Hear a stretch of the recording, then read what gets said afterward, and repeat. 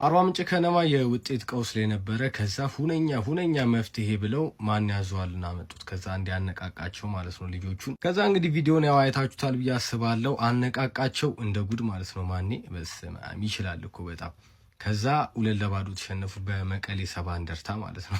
ከዚህ ምን ተማረን? ማኔን ትጠራውና ማለት ነው ተቃራኒ ቡድንን እንዲያነቃቃ ታረገዋለህ ማለት ነው። ተቃራኒ ቡድንን ሄዱ ያነቃቃልሃል። ከዛ አንተ ገብተህ ታሸንፋለህ ማለት ነው። ነገርን እንግዲህ ፖዚቲቭሊ መረዳት ማለት ይሄ ነው። በቃ በጎን አስቡ።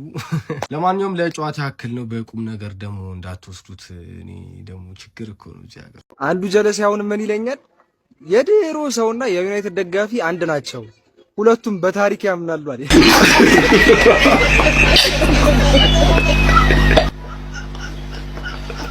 በአራት የጦር ግንባር እየተፋለመ ያለ ቡድን ነው አርሰናል። 4 የጦር ግንባሮች ነው ያሉት። በእነዚህ 4 የጦር ግንባሮች ነጥረህ ለመውጣት እንዲህ አይነት ችግሮችን ማስወገድ አለብህ።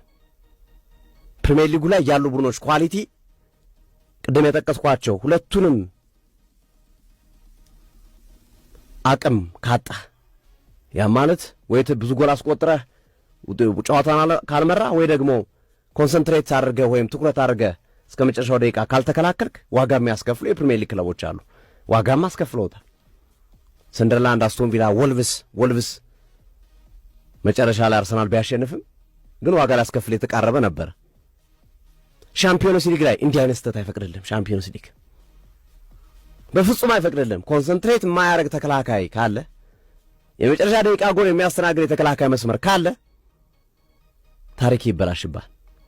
ነገሩ ያበቃላል። ያምናዎቹን የባርሴሎናና ኢንተር ሚላን ጨዋታ ማየት በቂ ነው። ይቀጧል። የሻምፒዮንስ ሊግ ቡድኖች ተከላካይ መስመር ለሴኮንድ ለሽርፍራፊ ሴኮንድ ትኩረት ማድረግ ካልቻለ ዋጋ ይከፍላል። አንድ ጨዋታ ነው፣ ደርሶ መልስ ነው፣ ልታስተካክለው የምትችላል። አንዴ ከተበላ ዋጋ ልከፍል ትችላለህ። ሊግ ካፕ አሁንም ጥሎ ማለፍ አለው አርሰናል። በተመሳሳይ ኤፍ ኤ ካፕም ተመሳሳይ ጥሎ ማለፍ ባህሪ ያላቸው ናቸው። ስለዚህ እነዚህን ባህሪያቶች ማስወገድ ይኖርበታል። አንዱ መምረጥ አለበት ሚካኤል አርቴታ። ወይ እንደ መጀመሪያው አጋማሽ ተጫወተ ብዙ ጎሎችን ማስቆጠር፣ ወይ ደግሞ ያስቆጠርካትን ጎል ይዘህ ለመውጣት ኮንሰንትሬት ማድረግ። ሁለቱም ኳሊቲ ቢኖር ጥሩ ነው፣ የምትገጥማቸው ቡድኖች ስለሚለያዩ። ግን ሁለቱንም ኳሊቲዎች ካጣሃቸው ግን ዋጋ የማንቸስተር ዩናይትድ ደጋፊዎች አንድ ነገር ልነግራችሁ ነው የመጣሁት። ግልጹን እንነጋገር። በቃ አሁን ዳርዳር ማለት አያስፈልግም። ግልጹን እንነጋገር። የፕሪሚየር ሊግ ሊደር ወይም ቶፕ ኦፍ ዘ ሊግ መሆን አትችሉም፣ መንካት አትችሉም። የሻምፒየንስ ሊግ ቶፕ ወይም አንደኛ መሆን አትችሉም። የካራባኦ ካፕ ሴሚፋይናሊስት መሆን አትችሉም። ኢትስ ኢምፖሲብል ልንገራችሁ ብዬ ነው፣ አትችሉም። ስለዚህ የአርሰናልን ያጫወት ስታይል ማብራሪያ ባሰጡበት። አቶ አርሰናል የትምህርት ቢሮ ምክትል ኃላፊ ሆነው መሾማቸው ተሰምቷል። ከሰሞኑ የሐረር ክልል መንግስት ባካሄደው የአመራር ሽግሽግም አቶ አርሰናል አብዲ የሐረር ክልል ትምህርት ቢሮ ምክትል ኃላፊ ሆነው መሾማቸው ነው የተገለጸው። የእንግሊዙ አርሰናልስ በዚህ ዓመት የዋንጫ ሹመት ያገኝ ይሆን ወይ በሚል ታዲያም እንዳትጠራጠር ብራዘር፣ ስለ እንግሊዙ አርሰናል ምንም እንዳትጠራጠር። እንኳንም የኛ ሀገሩ አርሰናል ተሾመልን ብራዘር። እዚህ ያለው አርሰናል የትምህርት ቢሮ ኃላፊ ሆኖ ከተሾመ ማለት ነው እዛ ላለው አርሰናል በፍጹም እንዳሰጋ ነው ማለት። በቃ ሹመት ባለበት ቦታ አርሰናል ሁሌም ያለ ነው ማለት። ያራዳ ልጅ አቶ አርሰናል የትምህርት ቢሮ ኃላፊ ሆኖ ሲሾሙ ወይዘሪት ማንቸስተር ደግሞ ቃል አቀባይ ምላስ ኤፍሲ ሆና ተሾማለች ማለት ነው። መድረ ቅሪላ ሁላ በእግር ኳስ 3 ነገር ነው የሚፈጠረው። አንደኛ ታሸንፋለህ፣ ሁለተኛ ትወጣለህ፣ ሶስተኛ ሻሼ። በዚህ የሚከራከረኝ ካለ ኮሜንት ላይ ሀሳባችሁን ንገሩ። ይመቻችሁ። በነገራችን ላይ እየነጋ ነው፣ ከጠዋቱ 8 ሰዓት ምናምን ሊሆን ነውና አሁን በዚህ ሰዓት እዚህ በጣም ምሽቱ ረጅም ስለሆነ ለዛ ነው። አሁን ሌሊት ነው ይመስል። ይመቻችሁ። በደንብ ቪዲዮ ሼር ኮፒንግ ያደርጋችሁ። ፕሪሚየር ሊግ የምወደው ውድድር ቢሆንም የቻምፒዮንስ ሊግ ዋንጫን ግን አርሰናል ከዚህ በፊት አሸንፈው ስለማያውቁ እኔ እሱን እመርጣለሁ። ሁለቱንም ማሸነፍ የምንችል ከሆነ ግን እምቢ አንልም በማለት ዊሊያም ሳሊባ ተናግሯል።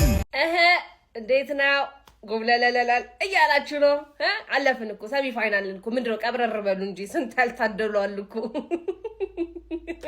ቼላውን ግን በቃ በሜዳው አግኝቼ በቅል እስከማረገው ድረስ እንዴት እንደቸኩልኩ አልገባችሁም ጋይስና በቃ ይሄ ዋንጫ የኛ እንደሆነ ታውቁኛል እመኑኝ ይሄ ዋንጫ የኛ እንደሆነ ታውቁኛል ከዚህ ጀምረን እያለን ነው ምን ነው ገነርስ እንዳፈሩ ታዲያ አርብም እኔ አባት ኒውካስትልዬ የልጅነቴ ወስዶ ልጥፍ ያደርግልኝና ማለት ነው ከዛ ዩናይትድ ቲክቶከሮች ይመጡና ማለት ነው ብሩኖ የለም ሌሎቹ ሄደዋል ሌሎቹ ተጎርተዋል እንዴት ነው እኛየው የምንቋቋመው ለነሱ ሲሆን ጉዳት ይሰራል ጋይስ ለነሱ ሲሆን ጉዳት ይሰራል ለማንኛውም ሰሞኑን የሚካሄዱ አጓጊ ጨዋታዎች እንዲሁም ደግሞ የጨዋታ መደራረቦች አንዳቸውም ሳያመልጣችሁ ከሃይላይት እስከ ሙሉ ጨዋታ ድረስ ቲቪ ከኛ ጋር ይውላችኋል ማለት ነውና አንዲትም ደቂቃ ሳያመልጣችሁ አንዲትም ጨዋታ ሳያመልጣችሁ ሁላችሁም አጓጊ የሆኑትን ስፔሻሊ ይሄን ሰሞኑን የሚደረጉትን በጣም ቆንጆ ጨዋታዎችን ከዩናይትድ ከኒውካስትል ከሚያደርገው ጨዋታ ጀምሮ በሙሉ የብራይተኑም የሁሉም አለና ቲቪ እንዳያመልጣችሁ ይላል አቤት ሱፐር ሰንደይ ይላችኋልና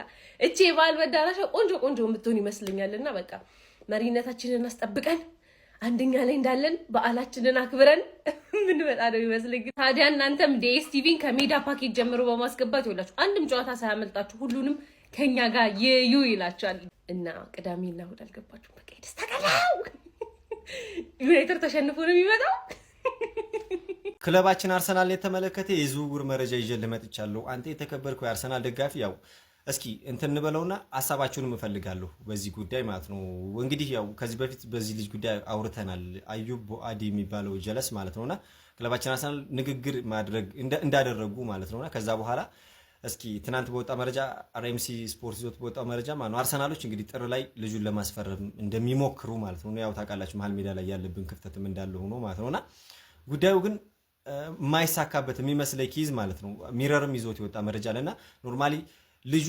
ከአርሰናል ከጠየቀ በኋላ ኮንትራቱን እዛው አድሷል ሊል እዛው ክለቡ ላይ ማለት ነውና ከዛ ትናንት ደግሞ ሚረር ይዞት በወጣው መረጃ ምንድነው ያሉት ሚረሮች ያው አርሰናል 40 እስከ 45 ሚሊዮን አካባቢ ነበር እንትን ያለው ማለት ነውና አሁን ያው ልጁ ኮንትራቱ እስከ 2029 ስለ ኮንትራቱን ስላደሰ ጥር ላይ ለማስፈረም በጣም ይከብዳቸዋል ምክንያቱም ሌሎች ደና መላ መጠይቅ ስለሚጥሉ ባርጌኒንግ ፓወራቸውም ገብቷቸዋል ስላላቸው ማለት ነውና እና እንግዲህ እስከ 50 ሚሊዮን ሊጠይቁ ይችላሉ ይላል ኖርማሊ የአንድሬ ቤርታ እንግዲህ ጀማዓ ጉዳዩ ላይ ሲሪየስ ሆኖ ይሄድበታል የሚል መረጃ እየወጣ ይገኛልና እንዴት ነው ይሄ ዝውውር የሚሳካ ይመስላችኋል እኔ ግን ያው ነው ከዚህ በፊትም ካለ ኤክስፒሪየንስ እኔ የሚሆን አይመስለኝም እኔ 10% ሁሉ አልሰጠው ምክንያቱም በቅርቡ ኮንትራቱን የፈረመ ልጅ አሁን እንትን ማለት ነውና ግን ልጁን አርሰናል መፈለጉ ምናምን ትላልቅ ሚዲያዎችም ዘግበውታል እኔ ግን እንደ ሐሳብ ያችን ማናት ፖርቹጋል ላይ ጀለስን ያው ለእንትና ለሃምቡርግ የሰጠናትን በውሰት የሰጠናትን ጀለስ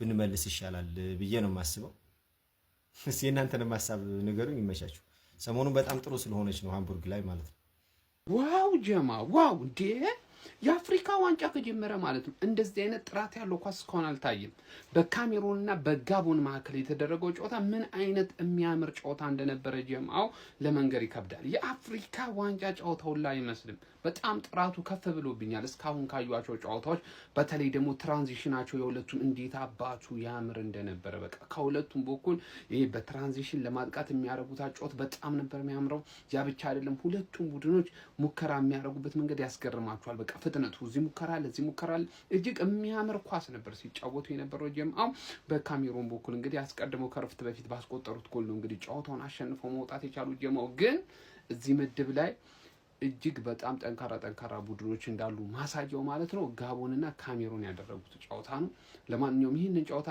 ካሜሩን 1-0 በሆነ ውጤት እንግዲህ አሸንፋ 3 ነጥብ አግኝታለች ጋቦን ግን እንደ ቀልድ ዞር መተል ቡድን እንዳትመስላችሁ እጅግ አስገራሚ ቡድን ነው ብቻ የሚያምር ኳስ ታይቷል ጀማው ይመቻችሁ ግማሽ ቡድን ኦልሞስት አይደለም በቃ ሩብ ጉዳይ ቡድናችን በጉዳት በአፍሪካ ዋንጫ በካርድ ምናምን ጉድልድል ብሏል ስለዚህ የዩናይትድ ደጋፊዎች ከፍታቸዋል ብዬ አስባለሁ ስለዚህ ምን እናደርጋለን ማሊያ እንሸልማለን ያላችሁ ማሊያ እዚህ ስር ደብቅ ያለው እንዳያስኩ አያስታውቅ ስለዚህ ዝም ብዬ እየሄድን ራንደም ሰውን ጠይቅና ማሊያ እንሸልማለን ማለት ነው ነው ዝም ብለን በትበት እንላለን አብረን ማርያምን የሌለ ራንደም ነው ማለት አይ አራዳል ዝም ብለን ብራዘር የማደጋፊ ነው ኳስ አታይ እሺ የማደጋፊ ነው ማንቸስተር የምትወደው ተጫዋች ማን ነው? የምን ጊዜም የዩናይትድ ግብ አስቆጣሪ ማን ነው? አረ ይረረኝ ይወር ነገር ሽረራ አላለም በኢየሱስ ሽረ ያለ ሞራል ነው ነቀ የምን ጊዜም ግብ አስቆጣሪ ማን ነው? ምን የታወቀ ነው? የታወቀ ማን ነው? ለምን ማንቸስተር ዩናይትድ የምን ጊዜም ግብ አስቆጣሪ ማን ነበር? አንድ ሆላንዳዊ አይደለም። ሆላንዳዊ ማን አልከኝ? ሩኒና የማደጋፊ ነው።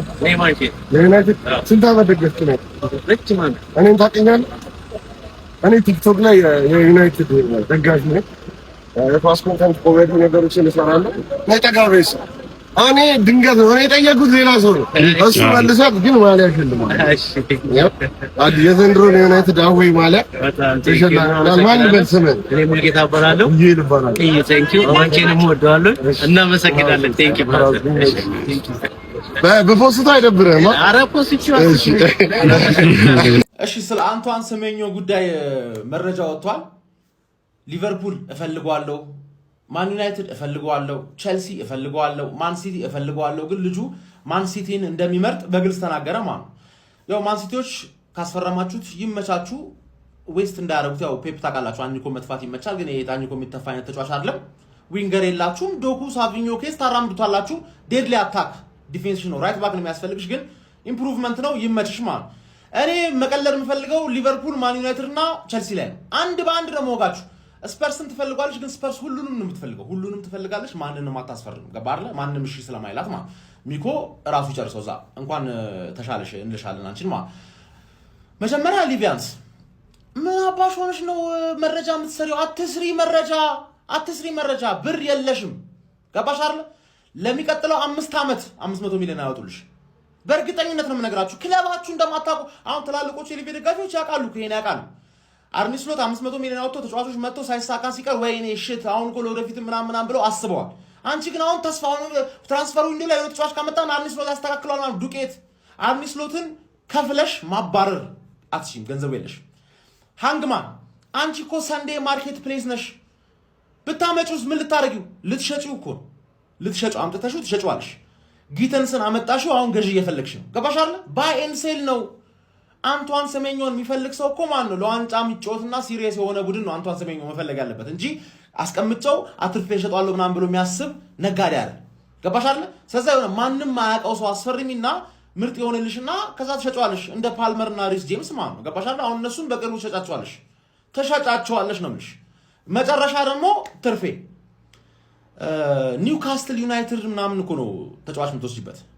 ከኒውካስትል ዩናይትድ ምናምን ነው ተጫዋች የሚወሰደው በአሁኑ ሰዓት ማለት ነው። ገባሻል? እሱም ሰር አሌክስ ፈርጉሰን ታክስ ስላል የአራዳ ልጅ የሆነ ተጫዋች ሰር አሌክስ ፈርጉሰን ታክስ የጊዜ ጉዳይ ነው እንጂ እንደሚጠፋ ስለሚያውቅ ማን ነው ከአንቺ ጋር መጥቶ ለሬሌጌሽን የሚታገለው?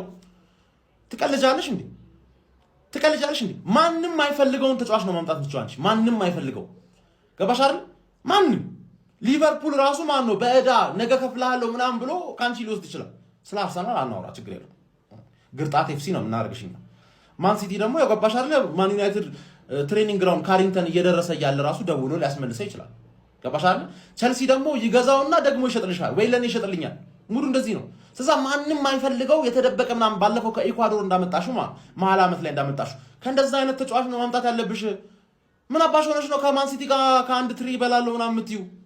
ገባሽ አይደል? ዱቄት ያንስ። ዝም በይ።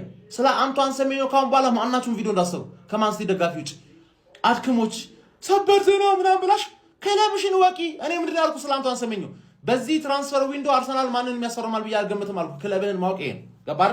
የቱ ጋር እናስፈርማል ማወቅ አለብህ። ክለብህን ወቅ መጀመሪያ፣ ወይ ከታላቆች ተማር።